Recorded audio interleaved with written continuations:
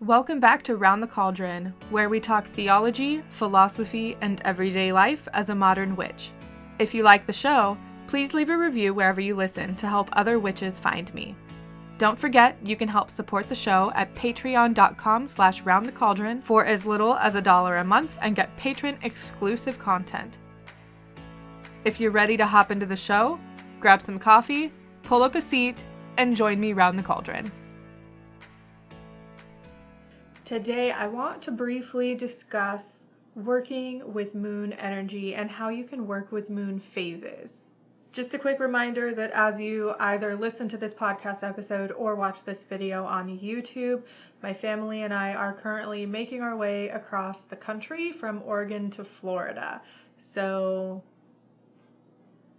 I may not be as responsive with comments or on social media when this comes out, but please know that as soon as I'm able, I will go back and reply to all comments on the YouTube channel, as well as any comments on Instagram, Facebook, or in the Discord server and the Facebook group. So just know, probably I am driving right now, and I will get back to you as soon as I can. I also need to mention that the audio might be a little different. I'm recording in a different room. I don't have a separate mic. I'm using the mic on my camera, so the audio might be kind of funky. I do apologize about that, but at this point, I can't do anything about it. So I guess let's just continue. I wanted to talk about working with the moon and working with moon energy in your witchcraft and your spell work. Now, not everyone is going to resonate with moon magic or moon energy, and there are several different ways to work with moon energy and several different ways that the moon energy is perceived. So not everyone works with the energy of the moon, and that's totally fine. Like, if working with the phases of the moon doesn't resonate with you and doesn't play a part in your witchcraft, that's 100% okay. Some people just don't feel drawn to the energy of the moon, and in certain traditions, the moon is a gendered energy. So what I mean is, in some traditions, for example, most Wiccan traditions, the energy of the moon is associated with a goddess and a quote-unquote feminine energy. This gender dynamic doesn't resonate with everyone, myself included, and that's totally okay.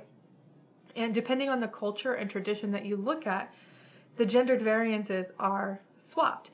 The phases of the moon don't always represent a feminine energy. Sometimes it is representative of a masculine energy, just depending on the culture that you're looking at. Throughout most of history, the moon has played a significant role in a lot of different cultures and traditions. Not every culture and tradition gives the moon any significance. So just keep that in mind as you go through and you listen or watch this episode, and as you do your research into other traditions and cultures and how you resonate with the energy of the moon. In a physical sense, the moon plays a role in our physical world. I mean, one of the reasons that we have ocean tides is because of the gravitational pull between the moon and the sun and Earth. That push and pull creates those waves. According to some sources, there are different species of animals and plant life that thrive because of the different moon phases, and without the phases of the moon or the ability to tune in with that gravitational pull and that energy, those species would be lost. And this is because they base their reproductive cycles on the phases of the moon. The links for this information will be in the description and in the show notes for anyone that's interested. The California grunion fish, I think is what it's called, and several different types of sea turtles would be lost without the moon.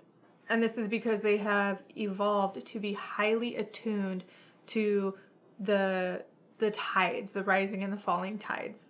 According to some sources, these sea turtles lay their eggs and time the hatching of their offspring to the tides to give their offspring the best chance of survival. And this has just become something that they have evolved to do based on the rising tides, high tide and low tide, and all of this is caused by the moon. So if the moon were to just disappear, these species would have no idea what to do. Now, as far as the moon within Wicca, the moon phases in Wicca are representative of the triple goddess in her phases as maiden, mother, and crone.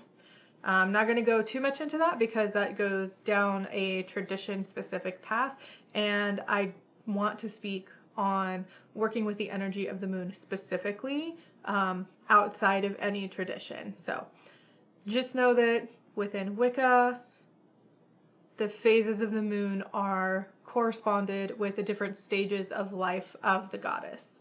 Now, outside of Wicca, there are also many, many gods and goddesses that have a connection to the moon in one form or another. Some examples of these include Selene, Luna, Artemis, Diana. Those are just a couple. I'm sure there are gods or goddesses that are representative of the moon in many cultures across many pantheons in paganism. And I have an example here from a story of the Aboriginal peoples of Australia. If I get this wrong, please feel free to correct me in the comment section below, or if you're listening to the podcast, feel free to reach out to me on any form of social media.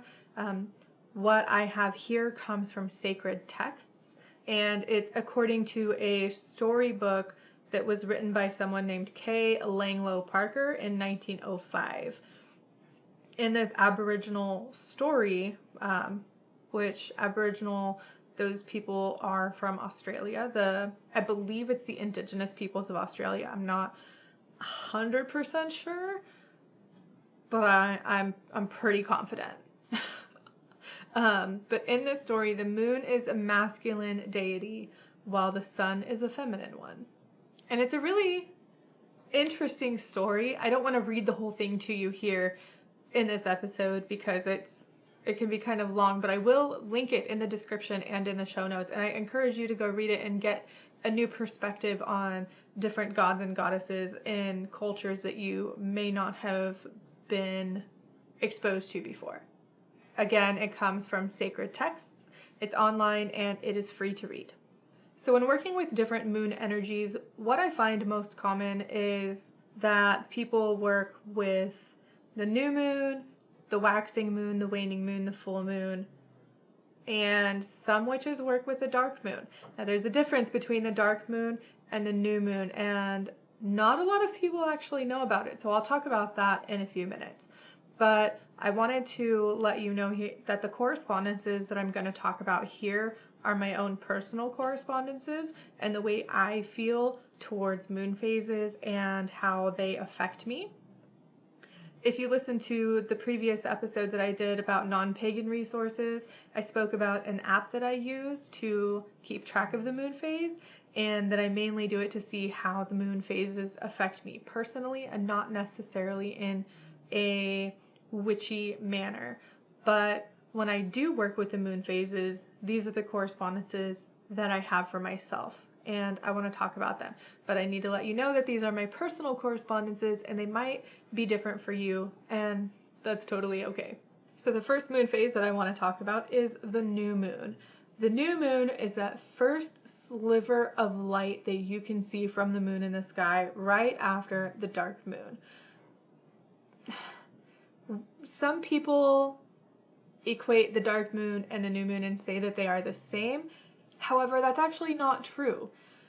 The new moon is that point in time right when the moon just begins to start waxing, just begins to start getting bigger.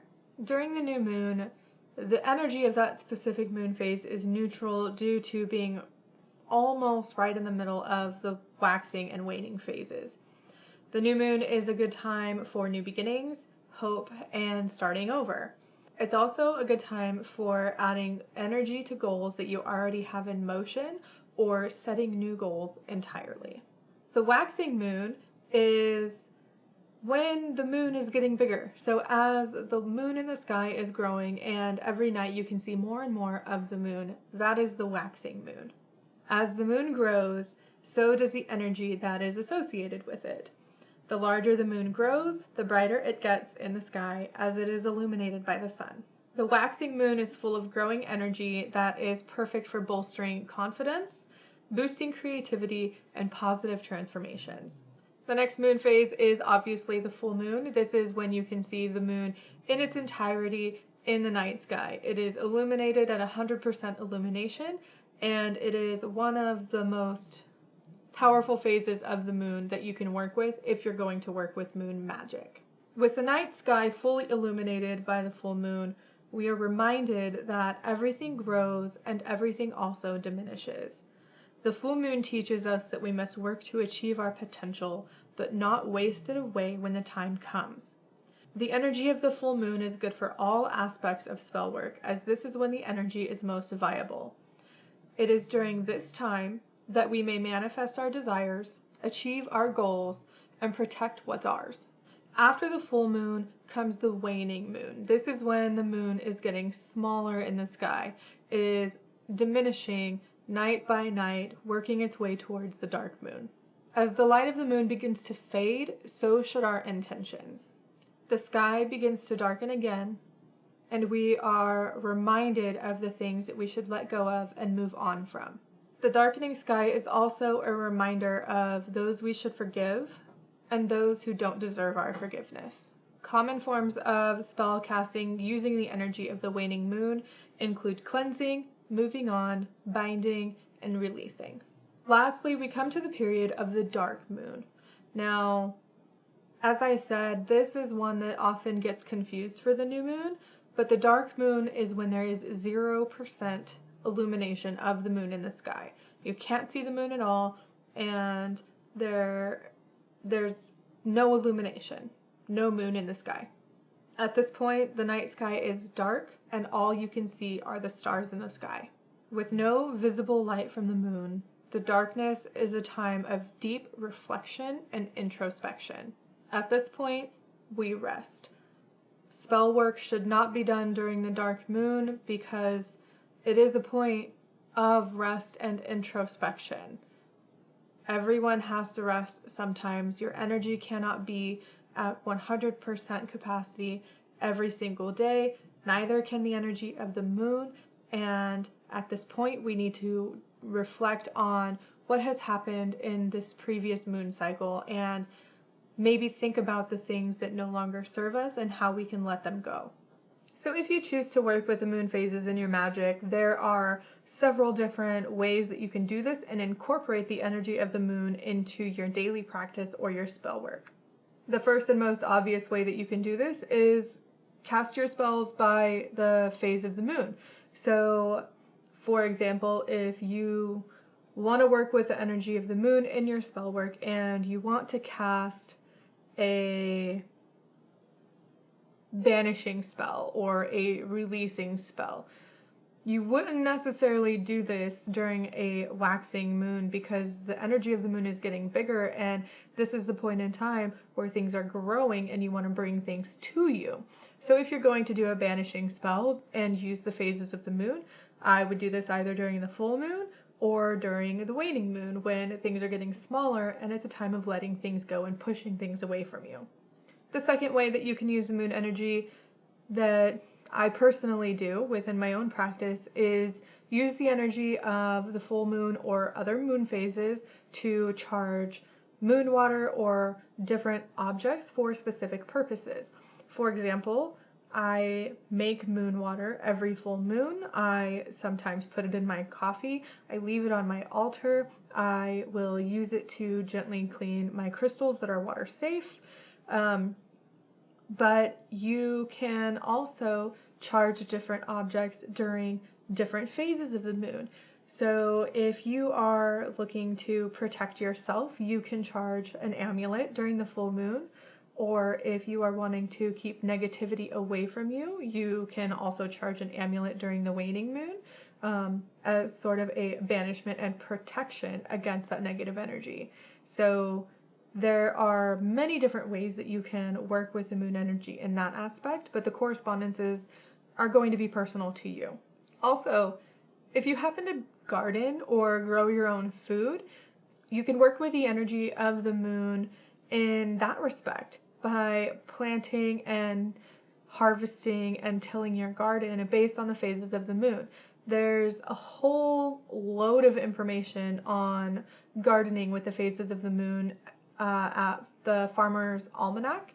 I'll leave the link in the description and in the show notes for their website, but it's also like a complete book that you can buy every year that has a whole year's worth of information on planting and gardening with the phases of the moon. So it's very interesting, and I recommend checking it out if you garden or do any sort of planting or growing of your food. Now, on another note, there are names for the full moons in the year. It's said that these names for the full moons come from the indigenous peoples of the Americas, but I can't verify that with 100% certainty, and in some places the names differ. So I'm not sure if it's based on geographical location or what. But for example, the full moon for the month of June is called the strawberry moon. And from what I've read, it's called the strawberry moon because this is typically a strawberry harvesting season, and it just happened to correlate. However, I did read somewhere that the full moon for the month of June in Europe is called the rose moon. Again, I can't verify that with 100% certainty. I live in the United States and I just don't know. So if you have different names that you use for the full moons, let me know in the comments if you're watching on YouTube, or if you're listening to the podcast, join me over on Discord or in my Facebook group and let me know what you use for the names of the full moons. Now, there are also different lunar events that happen throughout the year. These include eclipses and blue moons. Now, a blue moon is not literally a blue moon, not typically. A blue moon is just a term that is used for a month that has 2 full moons in it. The second full moon of that month is called a blue moon. Despite the saying of something happening once in a blue moon and it being rare, a blue moon actually happens every couple of years, and it's not as rare as people would think. Eclipses and blue moons have their own specific energies and correspondences that attach to them, and I will talk about those eventually. I might just make a blog post about it unless you want a whole video or podcast episode. Let me know if that's the case, but those are not as common as working with a full moon energy because that can be done regularly and in a daily practice. Working with the energy of any eclipse or blue moon is, in my opinion, it's separate. It's a completely different energy. Now, I don't personally work a lot with moon energy. There are some specific cases where I will, like charging moon water or doing a banishing, or sometimes just meditating under the light of the full moon. I don't have a specific deity association with the moon, and it's not something that I really feel 100% drawn to or that resonates completely with me. However, I can't discount the fact that the energy of the moon in the moon phases does affect me on a physical level, and that's something that I've been tracking for a while, but I don't have a definitive pattern worked out yet. I just know that in certain points in time, in certain moon phases, certain things happen with me, like mood swings or depression or anxiety or mania, even very, very high level energy. And since I can physically feel that energetic pull, I can't discount the spiritual aspect of working with the moon. Thank you so much for being here and listening to my different correspondences and how I work with the moon phases. If you're watching on YouTube, let me know in the comments below how you work with the moon. If you are listening to the podcast episode, again, join me over on Discord or in my Facebook group, or follow me on Instagram or Twitter and let me know there. I know that some of my correspondences actually differ from some other witches that I have spoken to, and I find it fascinating how it can affect me one way and affect someone else a different way. Make sure you stick around for my next video. On Thursday, we will be making a moon phase calendar directly from NASA. So we have a little craft that we can do to add to our grimoires or books of shadows. And it was actually a lot of fun. So stick around for that as well. As always, I want to give a huge shout out to my patrons over on Patreon. Thank you so much for all of your support. Thank you, Jess. Thank you, Rose at wiccanhomestead.com, and thank you, Renee. If you would like to help support the work I do here at Round the Cauldron, please feel free to join me at patreon.com/roundthecauldron, where you can get patron exclusive content for as little as $1 a month. I'll talk to you soon. Bye.